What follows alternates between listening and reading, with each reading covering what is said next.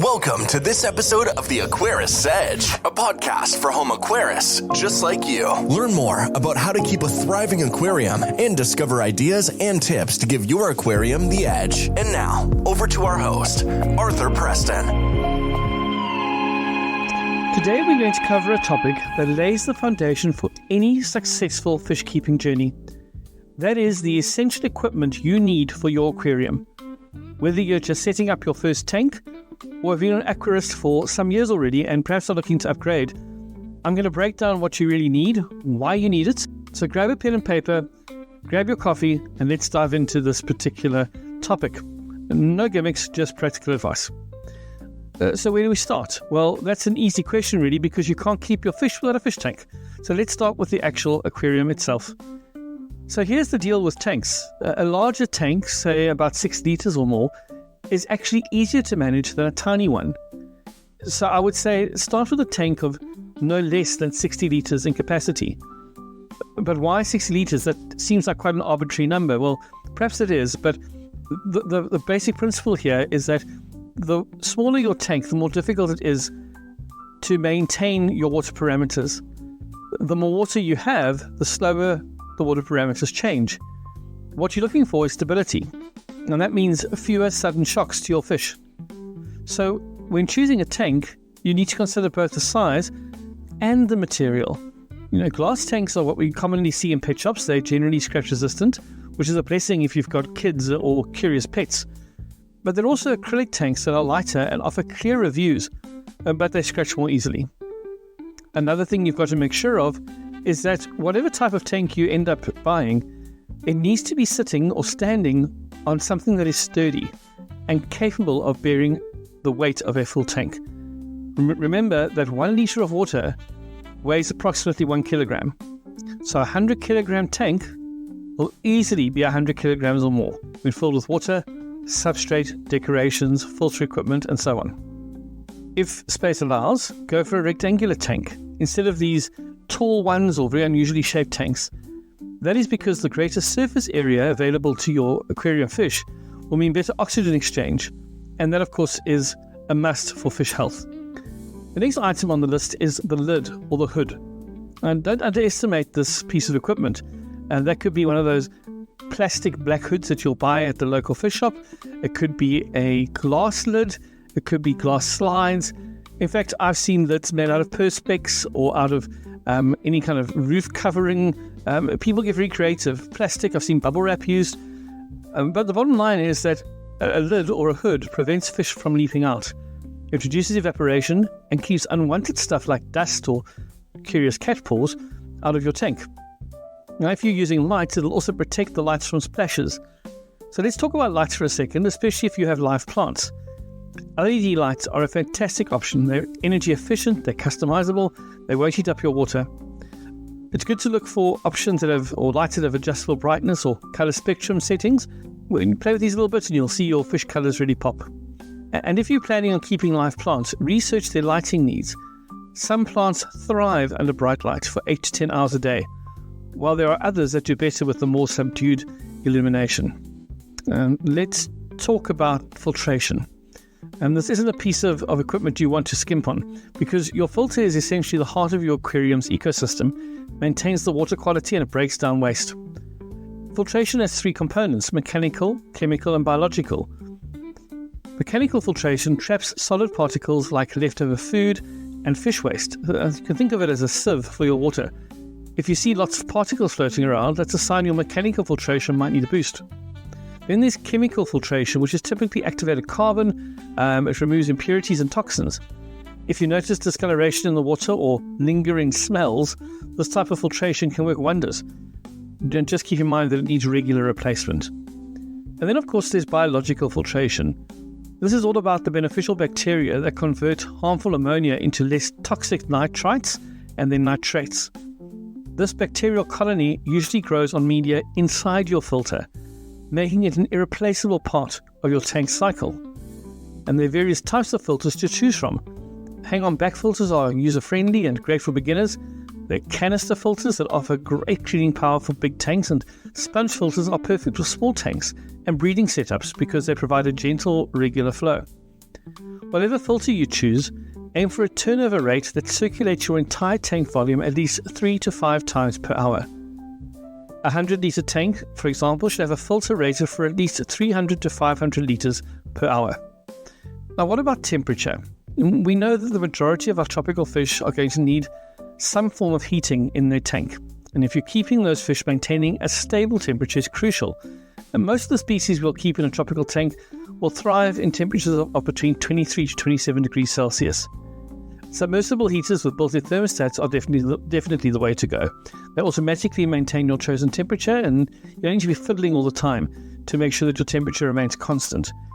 It's a good idea to place your heater near a spot with good water flow, like, for example, close to your filter outlet, to distribute heat evenly throughout the tank. And don't forget to get a thermometer for accurate readings. There's some debate about whether a digital thermometer or the old-fashioned mercury thermometer is the way to go.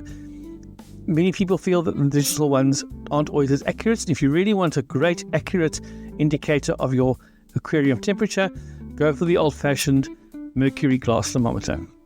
So now that we've covered the basics, let's go inside the aquarium and let's start at the bottom with the substrate. Now, the substrate isn't just about aesthetics. It plays an essential role in your aquarium's health. Gravel, sand, soil all provide space for beneficial bacteria to grow. For planted tanks, nutrient-rich substrates are a great choice because they provide essential minerals and they help to anchor roots. Always rinse your new substrate thoroughly before adding it to your tank to avoid cloudy water. I've certainly made this mistake before, and it takes a long time to get this right. It also puts a lot of strain on the filter in a new tank if your substrate is not cleaned and results in a very cloudy tank as you add the water to an unwashed substrate. Also consider the needs of your fish. Some bottom dwellers prefer softer substrates. They want to be able to burrow. They want to be able to fiddle around in the sand. It just depends on the fish you have and what your needs are. But think carefully about your substrates.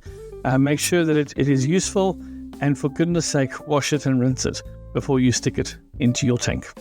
What about things like decorations and hiding spots? Well, this can be very helpful for fish as it can reduce stress by providing hiding places, rocks, driftwood, caves, artificial plants, live plants. They create enrichment for your fish. Make sure any decor you add is aquarium safe though, and make sure it's thoroughly cleaned to avoid introducing harmful substances into your tank.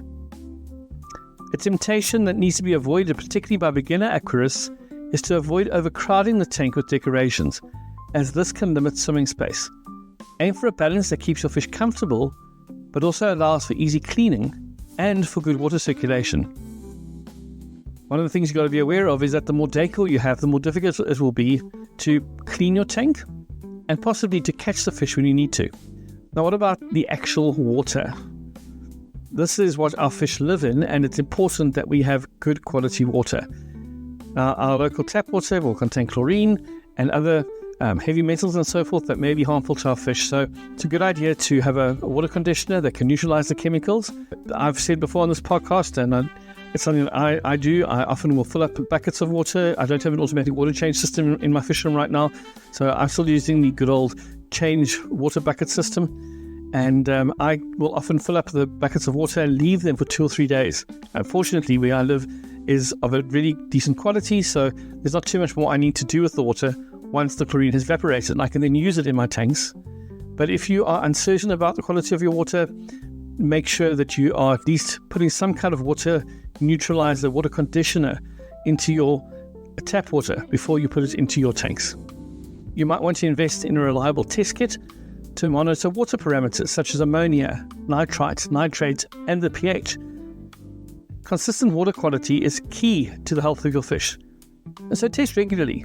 During water changes, replace about 20 to 25% of your tank's water weekly to maintain stability, and use a siphon to remove debris and vacuum the substrate at the same time. Now, last but definitely not least, you'll need fish food for your aquarium inhabitants. Make sure that all of your fish's dietary needs are met by the food that you're putting into your tank. You're going to need a fish net for handling your fish, taking them out when they need to be taken out, perhaps for a big thorough cleaning of your tank. Make sure that you have a few cleaning tools like algae scrapers or brushes. And you can use things like toothbrushes and so on. Just keep them specifically for your tank. And don't forget air pumps. If you're going to be wanting to use a sponge filter or air stones in your tank, don't forget about a decent quality air pump. Of course, this also increases water circulation. While not essential for every tank, they're useful if you have fish that require high oxygen. So that in a nutshell is the essential equipment for setting up a healthy, thriving aquarium. Tanks, heaters, filters, substrate. Each component that we put into our aquarium plays a role in creating the best environment for our aquatic inhabitants. And remember, as always, the key is balance. Quality equipment may cost more upfront, but it could save you time, money, and stress in the long run. A podcast episode coming up in the future is going to be covering how to equip our tank cost effectively.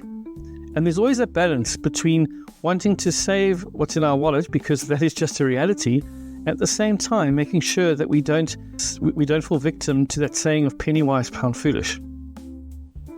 So that'll be something we address in a future episode. But as always, I remind you, the key is always balance. Thanks for joining me today. I look forward to seeing you on our next episode. Feel free to share this with other aquarists, people who are also involved in this hobby, and reach out. I'd love to hear from you. And so until next time, cheers for now. That's it for this episode of the Aquarius Edge. Please consider subscribing to this podcast so that you don't miss further episodes. We would love it if you would also rate and review the podcast, as this helps make it visible to others. Until next time, keep learning and discovering, and keep finding your Aquarius Edge in this captivating and fascinating hobby.